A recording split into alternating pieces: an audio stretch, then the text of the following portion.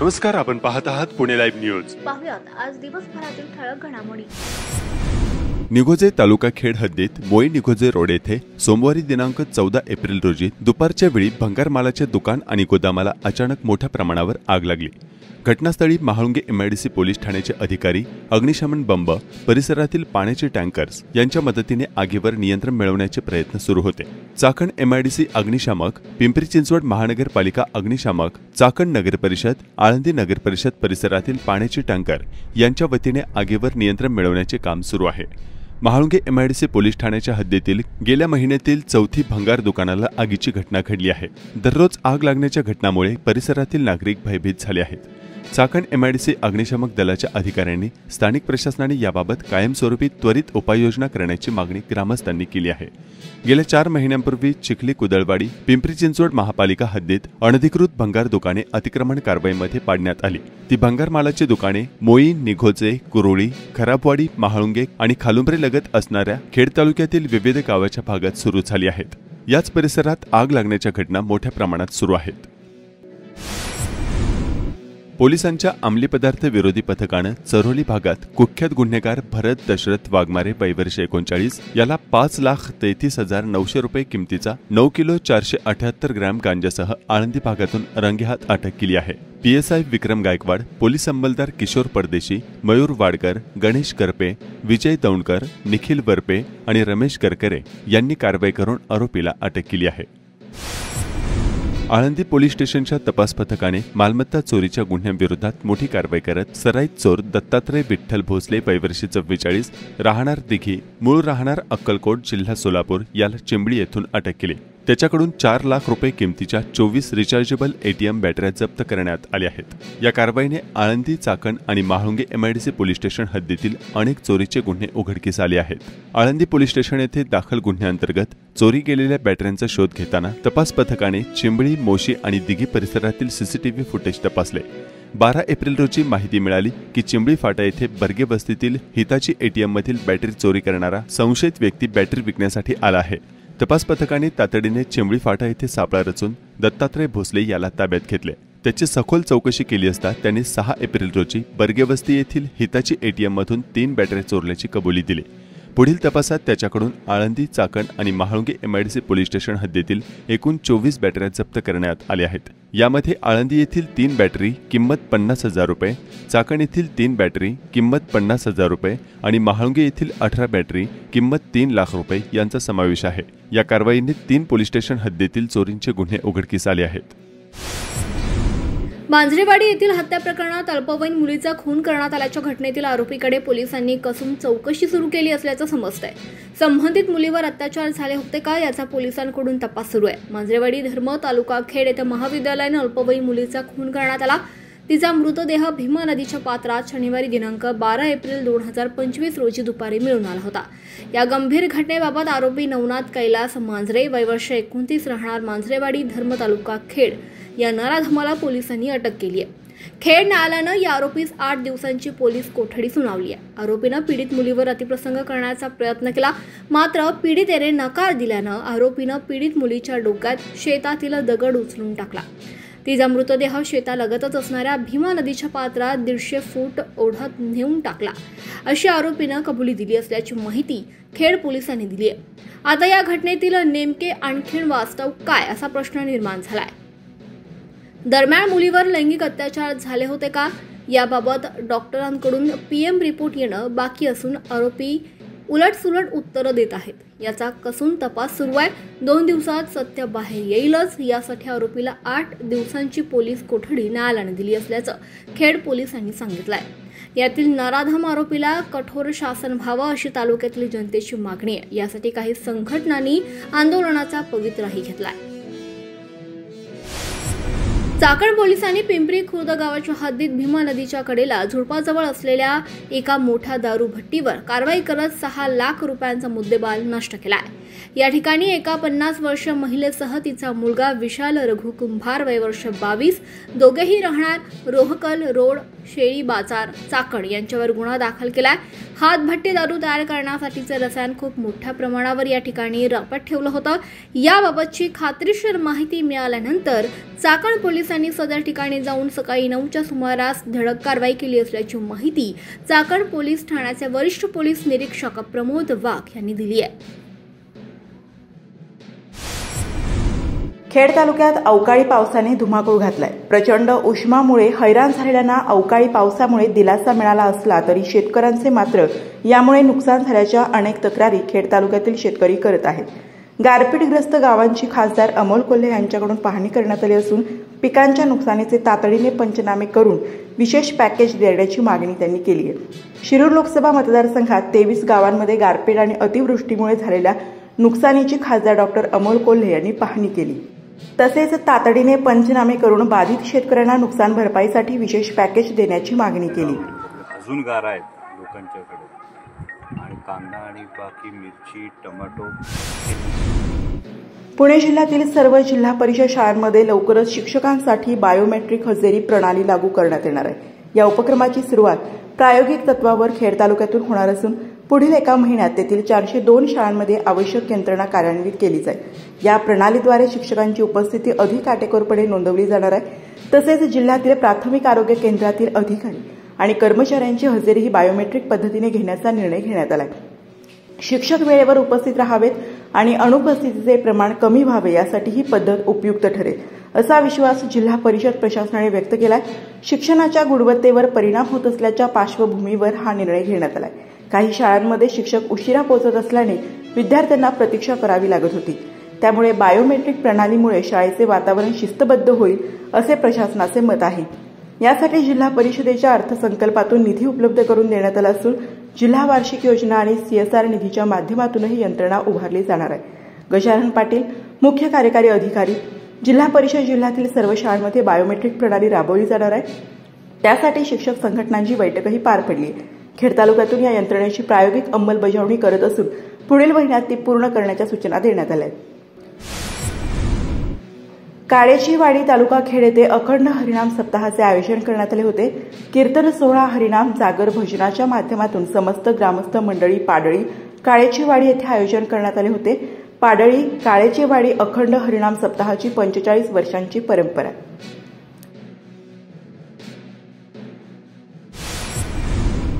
प्रधानमंत्री आदिवासी जनजाती न्यास महाअभियानांतर्गत खेड तालुक्यातील आदिम आदिवासी कातकरी समाज बांधवांसाठी PM जनमन योजनेअंतर्गत आधार कार्ड, रेशन कार्ड, जातीचे दाखले, आयुष्मान भारत कार्ड, जनधन बँक खाते, घरकुल व इतर सुविधांचा लाभ मिळवून देण्यासाठी विशेष मेळाव्याचे आयोजन करण्यात आल्याची माहिती प्रांत अनिल दौंडे यांनी दिली। खेड तालुक्यात मंगळवार 15 एप्रिल रोजी सोमनाथ मंगल कार्यालयात, बुधवार दिनांक 16 एप्रिल रोजी डेहणे येथील आदिवासी मुलींच्या निवासी वसतिगृहामध्ये, गुरुवार दिनांक 17 एप्रिल रोजी वाडा येथील स्वामी समर्थ मंगल कार्यालयात आणि शुक्रवार दिनांक 18 एप्रिल रोजी चांडोले येथील ग्रामपंचायत कार्यालयात शिबिरांचे आयोजन करण्यात आल्याची माहिती तहसीलदार प्रशांत बेडसे यांनी दिली। या अभियानातून आदिवासी कातकरी बांधवांना सर्व शासकीय आवश्यक कागदपत्रासह विविध शासकीय योजनांचा लाभ देण्यासाठी तालुक्यातील सर्व गावनिहाय कातकरी वस्त्यांचे सर्वेक्षण करून पात्र लाभार्थ्यांची निवड करण्याचे निर्देश दिले आहेत। पुणे तसेच प्रांताधिकारी अनिल दौंडे यांच्या मार्गदर्शनाखाली नागफणी कड्यावरून 300 फूट रॅपलिंगचा थरार अनुभवत दिव्यांग काजल कांबळे हिने हिम ऑर्डिल ट्रेक ॲडव्हेंचर सोबत महामानव डॉक्टर बाबासाहेब आंबेडकर यांना साहसी मानवंदना दिली। नागफणी कडा रॅपलिंग करणारी काजल कांबळे ही महाराष्ट्रातील पहिलीच दिव्यांग महिला ठरली आहे। तळेगाव चौक चाकण PCMT साठी सिग्नल नाही का? नियम फक्त सर्वसामान्य माणसाला आहे का? असा प्रश्न पडणारा एक व्हिडिओ समोर आलाय। त्यामुळे वाहतूक विभागाने सर्वांना समान न्याय द्यावा अशी नागरिकांची अपेक्षा आहे।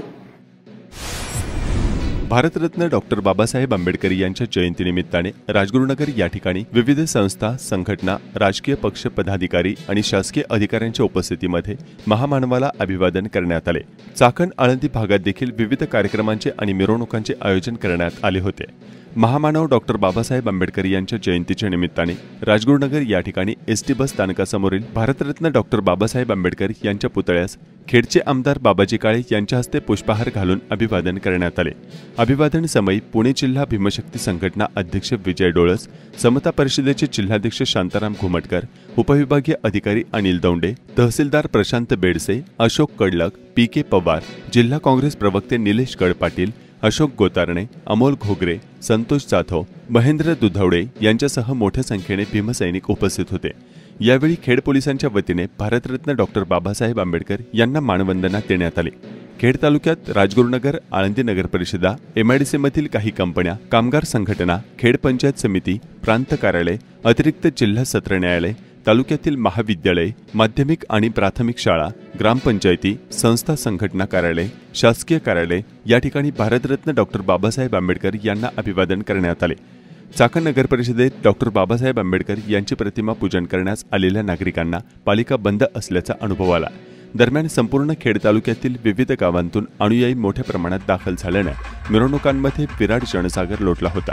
तालुक्यामधील आजच्या कार्यक्रमांवर एक थोडक्यात नजर टाकूया। खेड तालुक्यातील सर्व समाज बांधव असतील, शासकीय अधिकारी असतील, सर्व आजी माजी पदाधिकारी असतील, डॉक्टर बाबासाहेब आंबेडकरांना अभिवादन करण्यासाठी सकाळपासून आपण सर्वजण येत आहात।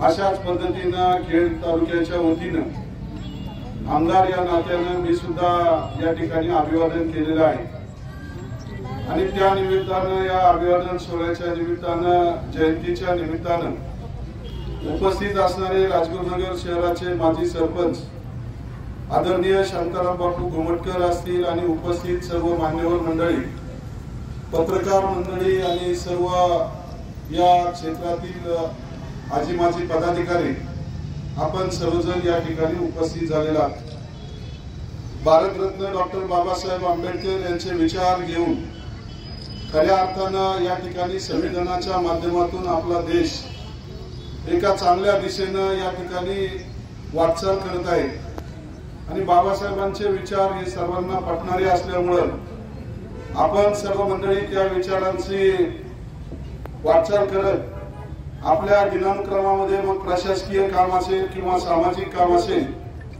या ठिकाणी करण्याचा प्रयत्न करत असतो।